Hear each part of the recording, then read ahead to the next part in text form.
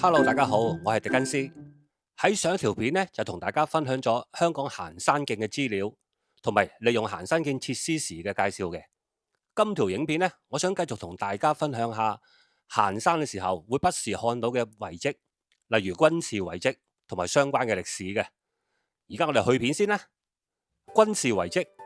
喺第二次世界大戰之前，因應當時嘅情況，香港曾經大規模修建軍事防衛設施。所以喺香港行山嘅時候呢，其中一樣嘢經常睇到嘅呢，就係軍事遺跡啦。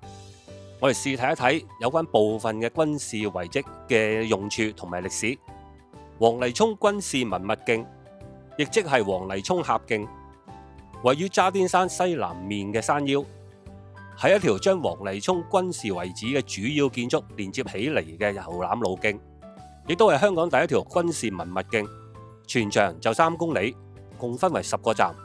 佢完整保留咗1941年保衛戰期間嘅指揮部、高射炮同埋機槍堡嘅炮台。香港保留得最完整嘅古時炮台呢，就主要有2座，分別就代表清朝同埋英治時期嘅。第一個就係東涌炮台，佢被視為最完整嘅中式炮台，建於1832年道光年間，佢仍然保存有城牆、拱門或者數尊清代大炮，已經被列為法定古蹟。第二個呢，就係松林炮台，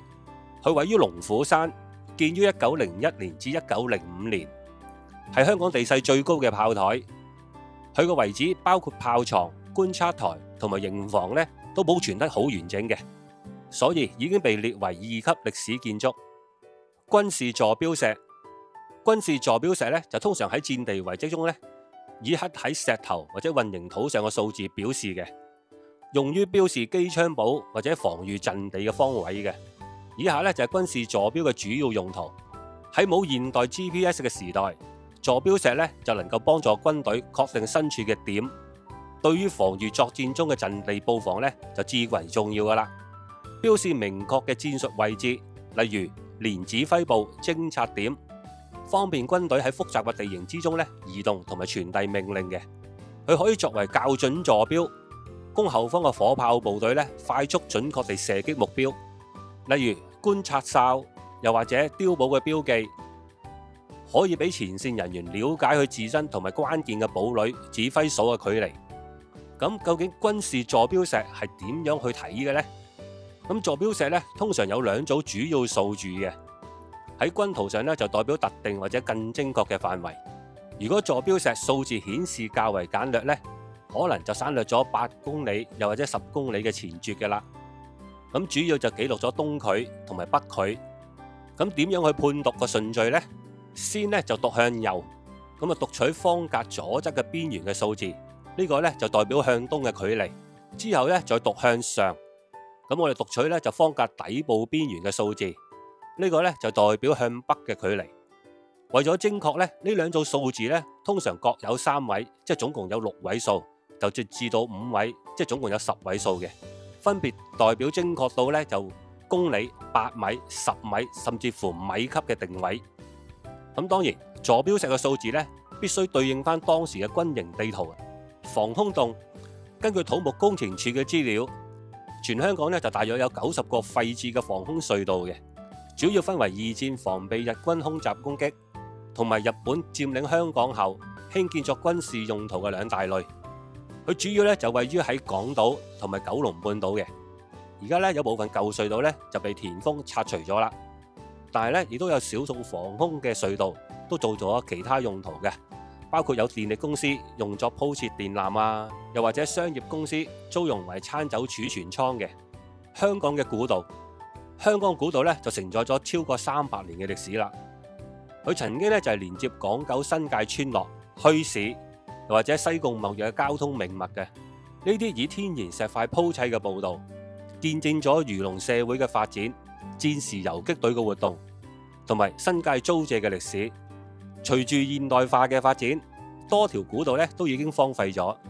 部分咧就被重置，又或者成為行山路徑。早期嘅古道咧，主要為本地嘅村民務農、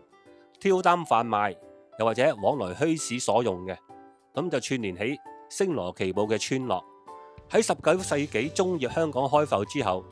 出現咗連貫赤柱同埋淺水灣嘅赤柱古道。20世紀中葉嘅時候呢，因為水庫嘅興建同埋都市嘅發展，導致就唔少原始嘅村落就搬遷咗，因此呢，許多村路都因而荒廢而成為古道嘅。一啲古道沿途都留有歷史遺跡嘅，例如大嶼山嘅魚北界碑、赤柱古道嘅老虎坑同埋獅子坑古橋等等。古物古蹟辦事處研究指出呢，蠔涌古徑同埋新娘潭古徑都具有極高嘅歷史價值嘅，係早期村落溝通網絡嘅證據，具代表性嘅幸存古道。目前研究同埋民間調查顯示呢，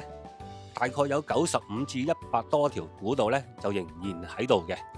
廣為人知嘅就包括以下幾條啦。元荃古道，佢就係連接咗元朗同埋荃灣，歷史上就係村民往來兩地嘅重要貿易道路嚟嘅。而家已經改成為元荃古道郊遊徑，全長就大約12.5公里嘅。東澳古道，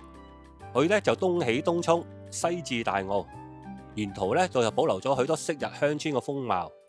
全長就大概15公里嘅。西貢古道又或者蠔涌古徑，佢連接咗西貢、蠔涌至九龍，曾經就係村民貿易嘅主要幹道，亦都係抗日游擊隊嘅據點。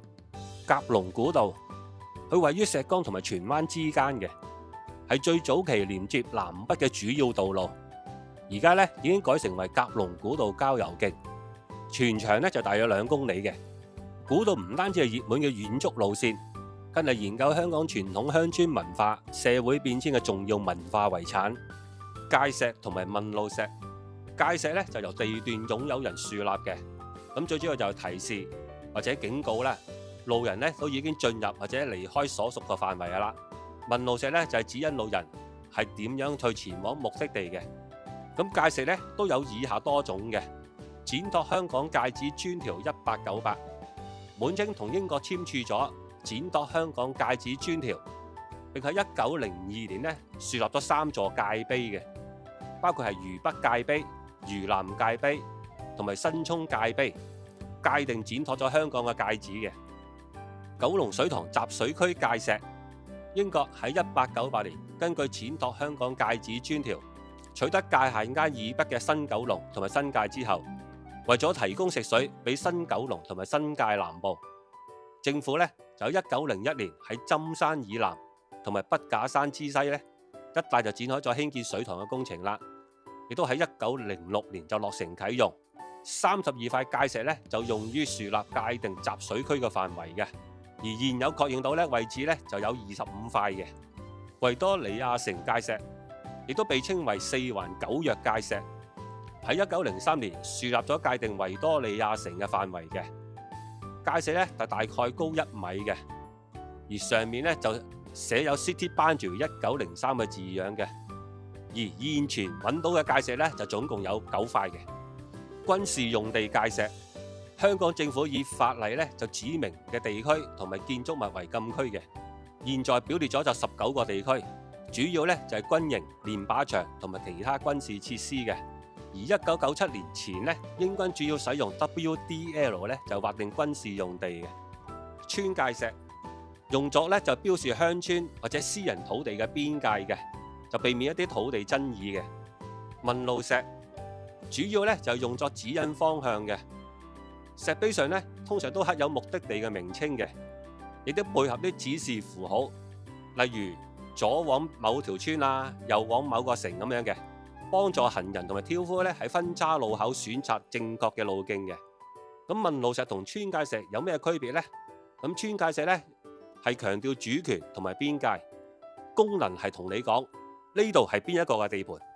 而問路石強調就導引同埋連接嘅，功能就同你講你應該要向邊度走。其實都仲有好多事物喺行山時候都可以睇到嘅，咁我都冇可能盡錄噶啦。